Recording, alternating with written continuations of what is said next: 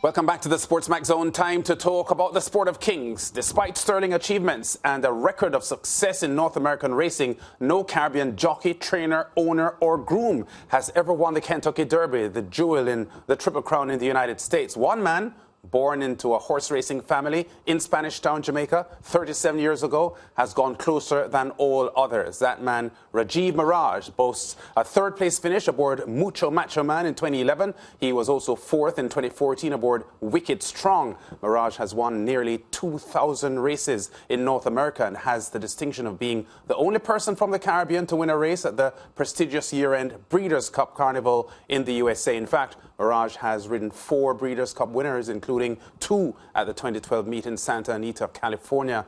Despite his many career highlights, he has never ridden a winner at Caymanas Park, simply because he has never had a ride at the track. Rajiv Maragh joins us live on the SportsMax Zone today. He has ridden in Trinidad and Tobago, though, which we'll talk about in a moment, Rajiv. But great to have you on the SportsMax Zone. And let me start here before we introduce the viewers to your background. You haven't ridden since January at Gulfstream Park. Is that completely because of injury or other reasons are there? So I stopped riding in January because, not because of injury. I was actually being very effective riding. In December, I won like 10 races at Gulfstream Park. But in last year, I founded the company Road Jockey. When I started the company, I knew that at some point, once it grows, it's going to either pull me one way or another. So I got a pivotal point where I had to choose between continue riding or road jockey, because I couldn't really do both of them effectively. Yes. So tell us more about road jockey before we continue. Right. So road jockey, the mission for road jockey and for me for road jockey is to utilize technology to provide an on-demand delivery service here in Jamaica that people can rely on to get what they want when they want it. So 2 keywords, on demand and rely. I think those are 2 things that will really separate road jockey from other delivery services.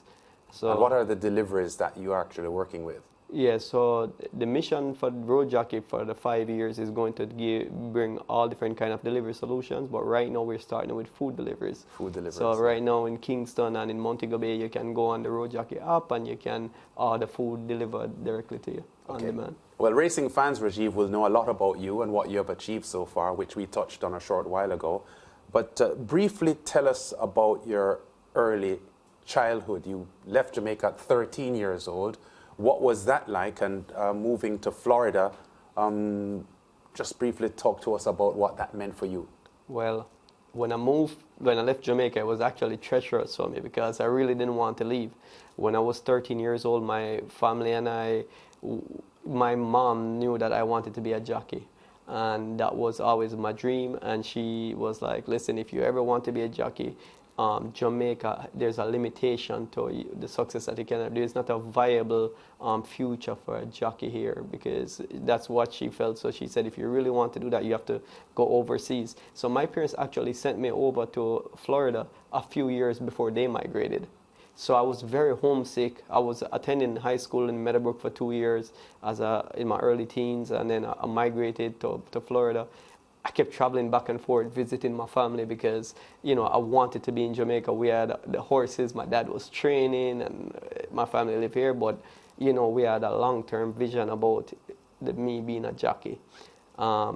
And so that ended up working out a few years after my parents migrated, and then the whole family was there. And I started going to the track there to make my next step into riding, and at 18 years old, I started riding professionally. Yeah, of course, George, we know that his dad, before he became a trainer, Collin Maragh, was actually a jockey.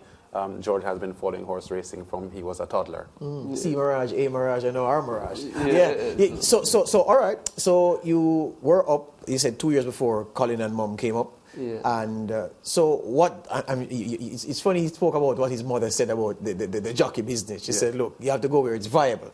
So when you settled into the United States and you, I'm sure, said again at some point that, well, this is what I want to do, what is the deal, if any, that you made with her? Would you be going into right into horse racing, or would you have to spend some time sorting out the academics first? What did she say? Right. So the first thing that was a part of the contingency was that you have to finish high school first and get a diploma. That way you have something you can fall back on, right? So my mom was really like strict on that. So with that contingency, it stirred me up to actually try to finish school early. So I actually had a lot of academic achievements.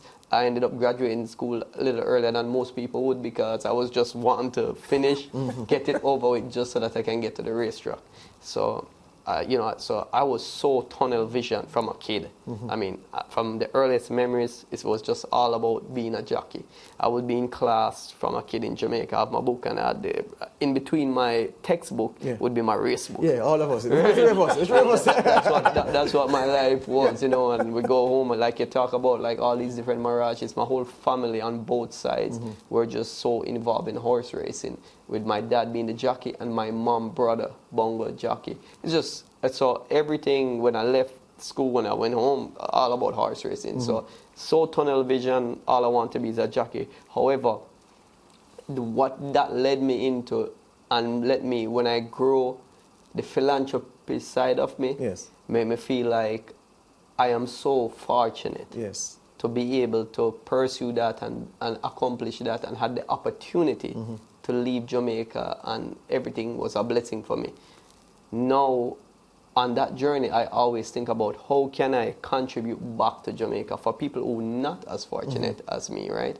So when this opportunity come up with Road Jockey, it actually is the perfect blend of me not only broadening my horizons outside of horse racing and seeing what else is out there in the world, but also to be able to create opportunity for people in Jamaica.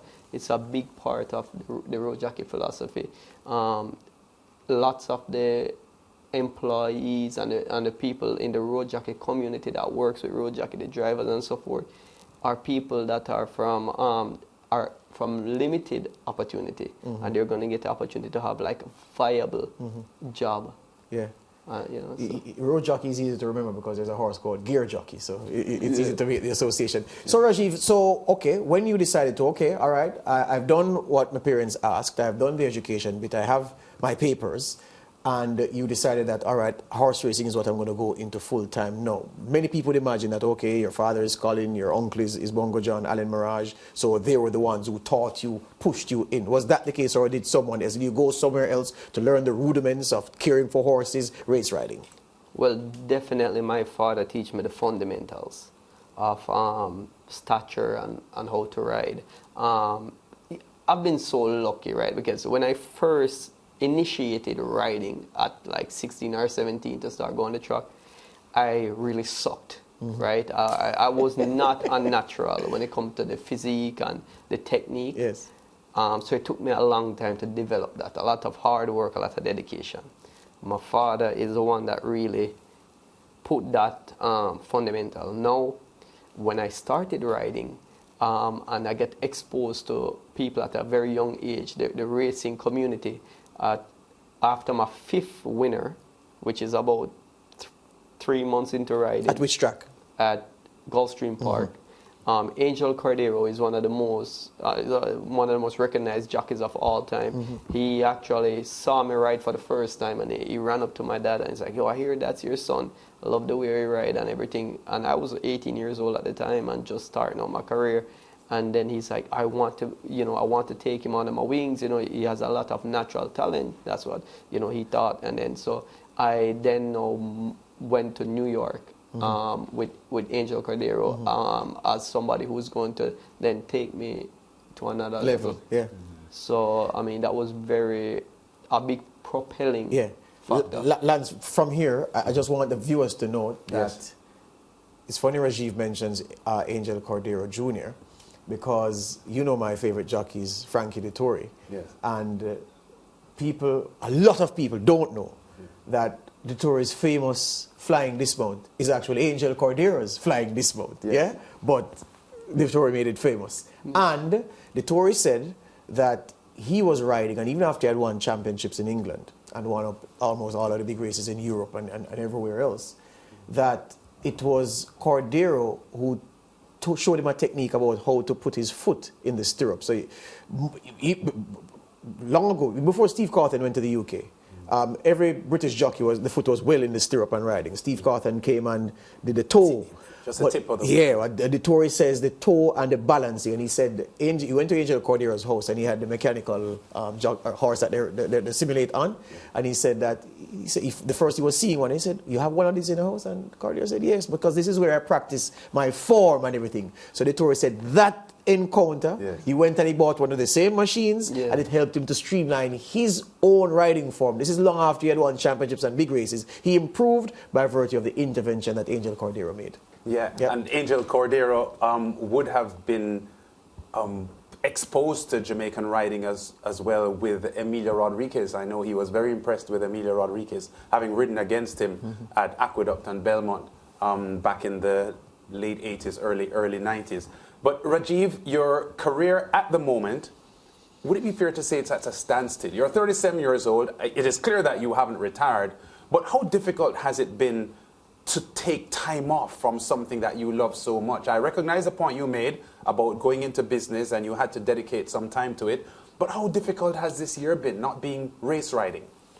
Yeah, so I really miss it a lot, right? So it's hard for me to watch the races because then I get the adrenaline pumping. So you won't be watching the Breeders' Cup this weekend? I will be. But you will be. It's like I feel bad sometimes because I'm physically able to do it. It's the first time I am actually in my 18 years of riding that I'm actually doing it on my own will, like not riding. The only time I've ever been away from riding is due to injuries. So, you know, it's a little different, and I definitely get the juices flowing a lot. I'm like, but you know, it's just it just can't be done right now in the way that I need to do it. To be a jockey, it's just a full dedication. The lifestyle here, it's a constant thing. Even when you're not at the track, not riding, you have to treat yourself like a jockey with training, dieting, and so forth. So it has to be the only thing that you do to be able to do it at the level that I want to do it. So about coming to Jamaican riding, right? One of the things is when I came doing this road jockey thing, I never thought about riding. But now that I'm here so much, and it's something that I always wanted to do because Jamaica at Caymanas is where I got my inspiration for riding. So because I've never got to do that, I feel sometimes that is, it's a little slighted, right? I really always wanted to be able to do that. And it's kind of aligning where I can say, okay, even if it's only for one day, on that December the 3rd, at least I can fulfill that part of me that I always wanted to ride here. And also, I feel like it's unfair to my friends, family, and my fans here to actually never see me ride in person, right? Because all the success that I've had and riding all over the world, you know, in the United States and Canada, Dubai, all these places, even Trinidad and Tobago, and not to ride in Jamaica sometimes. You've got to fix that. Yeah. And the Mute Mile is inspiring you to fix that. The 3rd of December. Yeah, I mean, it's aligning perfectly, right? Yes. What better way to make my homecoming on the biggest day that Jamaica's ever seen? Yes. Right? So Raj Maragh, outstanding jockey, born in Jamaica, with us live on the SportsMax Zone. We go to break. Still a lot more with Rajiv after this.